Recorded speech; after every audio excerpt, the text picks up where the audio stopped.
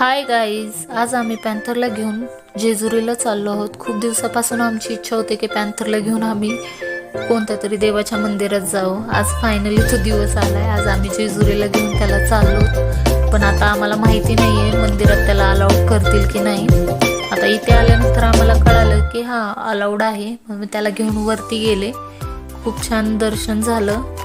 इथं बानुआईचं मंदिर आहे, तिथे आम्ही पाया वगैरे पडलो। पाय पडून आम्ही वरती निघालो। वरती खंडोबाचं मंदिर आहे। खाली काही लोक त्याच्या सोबत फोटोज वगैरे काढत होते, त्याला भंडारा वगैरे लावत होते। फोटो वगैरे क्लिक करून आम्ही थोडंसं पुढे आलो। पुढे आल्यानंतर थोड्या वेळेवरतीच थांबलो, कारण तो दमला होता पायऱ्या चढून। मग त्याला थोड्या वेळ तिथे खाली बसवलं, तो बसला। त्याच्यानंतर आम्ही पुढे आलो तर आम्हाला कळालं की आतमध्ये मंदिरात अलाउड नाहीये, तुम्ही बाहेरनं दर्शन घेऊ शकता असं कळालं। मग आम्ही गाभाऱ्यात दर्शन घेतलं। दर्शन घेऊन मग पुढे आलो।